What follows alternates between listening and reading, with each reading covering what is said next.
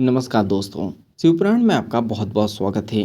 आज हम पढ़ने वाले हैं शिवपुराण की श्री सत्ररुद्र संहिता के 7वें अध्याय नंदी को वर प्राप्ति और विवाह वर्णन के बारे में। तो चलिए शुरू करते हैं। नंदीश्वर बोले, हे महामुने, मैंने वन में जाकर घोर तपस्या करनी शुरू कर दी। मैं स्वच्छ मन और श्रद्धा भाव से भगवान शिव के 3 नेत्र, 10 भुजा तथा 5 मुख वाले रूप का ध्यान करते हुए मंत्र का जाप करने लगा। मेरे दुष्कर तपस्या से अभिभूत होकर भगवान शिव प्रसन्न हो गए। तब भगवान शिव ने देवी पार्वती सहित मुझे दर्शन दिए। भगवान शिव बोले, हे शिलाद पुत्र नंदी, मैं तुम्हारी इस तपस्या से बहुत प्रसन्न हुआ हूँ। तुम जो चाहो मनोवांछित वर मांग सकते हो। तुम्हारी इच्छा मैं अवश्य पूरी करूँगा। देवादिदेव भगवान शिव के ये उत्तम वचन सुनकर मैं उनके चरणों में गिर पड़ा और पुनः उनकी स्तुति करने लगा। तब भगवान शिव ने अपने हाथों से मुझे ऊपर उठाया और बोले, हे वत्स नंदी, मेरे होते हुए भला तुम्हें मृत्यु भय कैसा? तुम अजर अमर हो और सदा मेरे गणनायक बनकर रहोगी। मेरा प्रेम तुम पर सदा बना रहेगा और तुम मृत्यु को कभी प्राप्त नहीं होंगी।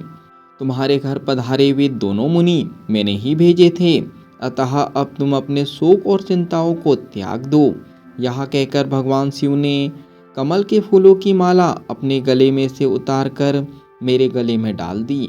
माला मेरे गले में पड़ते ही मेरे 3 नेत्र और 10 भुजाएं हो गई। तत्पश्चात भगवान शिव मुझसे बोले कि तुम और क्या चाहते हो? मैंने कहा, प्रभु, मैं आपकी सवारी बनना चाहता हूँ। तब महादेव शिव जी ने अपनी जटाओं से हार के समान निर्मल जल मुझ पर छिड़क कर कहा कि नंदी हो जाओ। तब उन परमेश्वर शिव की जटा से जटोरक, त्रिस्तोता, वृषभध्वनि, स्पानितका और जम्बू नदियाँ बह निकली।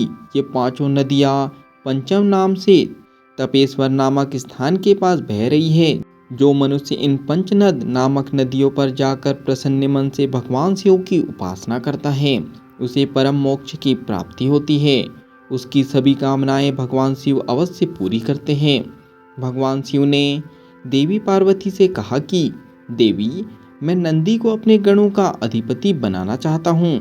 शिव जी के वचन सुनकर देवी पार्वती बोली, प्रभु, मैं नंदी को अपना पुत्र मानती हूँ।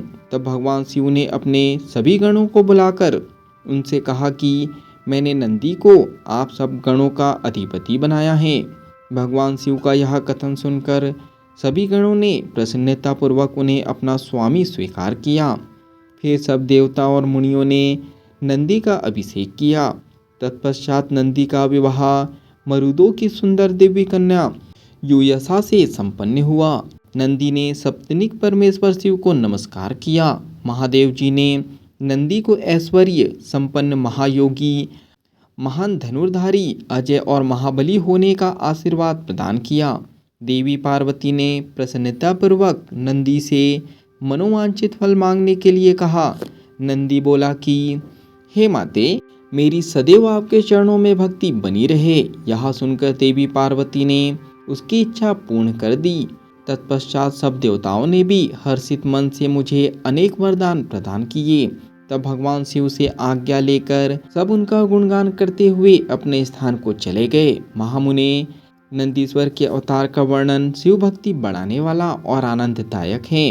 इसे पढ़ने अथवा सुनने से सभी सुखों की प्राप्ति होती है। यह अध्याय यहीं पर समाप्त होता है। जब तक के लिए कमेंट्स में आप सनातन लिख सकते हो, चैनल को सब्सक्राइब कर सकते हो और बेल आइकन को दबा सकते हो ताकि आने वाला अध्याय आपसे मिस ना हो सके। तो बाकी हम लोग मिलेंगे अगले अध्याय में। जब तक के लिए धन्यवाद।